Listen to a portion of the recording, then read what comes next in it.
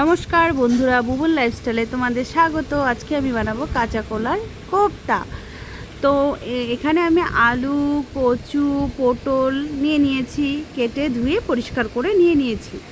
তারপর আমি এখানে মশলাটা হচ্ছে বাদাম, আদা, টমেটো, কাঁচা লঙ্কা পেস্ট করে নিয়েছি। এখানে কাঁচা কলাটা আর হচ্ছে আলু, তারপরে হলুদ দিলাম, তারপরে হচ্ছে লবণ দিলাম। এখন আমি দেব হচ্ছে চালের গুঁড়ো, দিয়ে এটাকে সুন্দর করে মেখে নিব। তারপর তোমরা পরিমাণ মতো চালের গুঁড়ো ইউজ করতে পারো।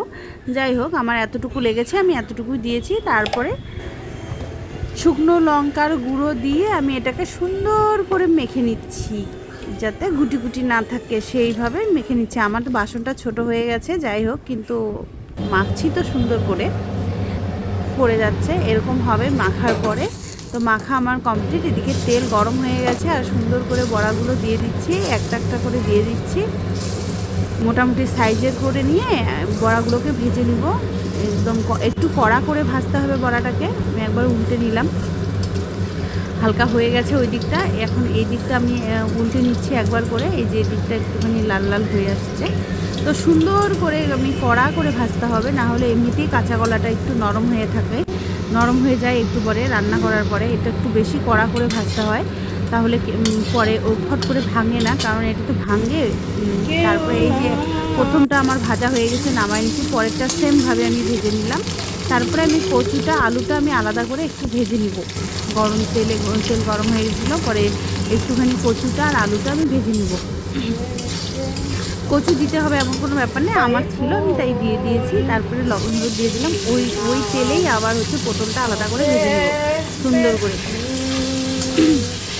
তো বন্ধুরা, কার কী বাড়িতে কী রান্না হয়েছে একটু আমাকে জানিও। তোমরা তো লাইক কমেন্ট তো করোই না ঠিকঠাক করে।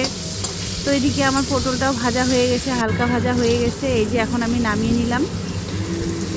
তারপরে আমি তেলের মধ্যে আমি মশলাটা দিয়ে দিব। মশলাটা এই যে দিয়ে দিলাম, দেখো কত ধোয়া উঠছে আর আওয়াজও হচ্ছে পুরো। যাই হোক, তারপরে এই যে এখানে আমি একটু জল দিয়ে দিলাম, নাহলে মশলাটা পুড়ে যাচ্ছিলো।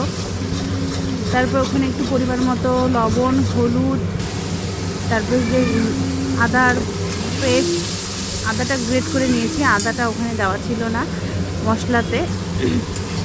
লঙ্কার গুঁড়ো, তারপর হচ্ছে জিরের গুঁড়ো দিয়ে আমি এটাকে সুন্দর করে লাল লাল করে ভেজে নিচ্ছি। সুন্দর এই যে ভাজা হয়ে গেছে। আর এখন এই যে বাইরে যত সাউন্ড আসছে এগুলোকে একটু ইগনোর করবে সবাই। তারপরে এই যে এখানে আমি একটুখানি পরিমাণ মতো জল দিয়ে দিলাম, অল্প জাস্ট মানে মশলাটা হওয়ার জন্য আর কি জল দিলাম। মশলাটা হয়ে গেছে, আমার ভাজা হয়ে গেছে। তারপরে এই যে আলু, পটল এদিকে কষা দিয়ে দিলাম, দিয়ে একটু সময় ভাজবো। এখন কষায় নেব সুন্দর করে। তারপরে যে কষানো হয়ে গেছে, জলটা শুকায় গেছে। তারপর এখন আমি এখানে একটু পরিমাণ মতো আবার একটু জল দিয়ে দিব। তারপরে যে একটু নেড়ে চেড়ে নিচ্ছি। এখন আমি আবার একটুখানি জল দিয়ে দেবো। তারপরে এখানে একটু যে পরিমাণ মতো জল দিয়ে দিলাম। এখন এটা যখন একটু ফুটবে আর কি, জলটা সুন্দর করে ফুটবে। এখন ফুটে গেছে, এখন আমি বড়াগুলোকে দিয়ে দেবো। ঠিক নামানোর অল্প আগে দিয়ে দেবো, কারণ এটা এমনিতেই নরম বড়া। এই যে তারপরে নামানোর আগে দিয়ে আমি একটু গরম মশলা দিয়ে, এই যে আমার তরকারিটা হয়ে গেছে। এখন আমি এটাকে একটু গরম মশলার গুঁড়ো দিয়ে আমি এটাকে নামিয়ে নেব এখন। তো আমার তরকারিটা ফাইনালি, আমার রেসিপিটা আমার হয়ে গেছে। তো বন্ধুরা, যারা তোমরাও ট্রাই করে খেয়ে দেখতে পারো, যদি ভালো লাগে তো আমাকে জানিও। আর এখন টাটা।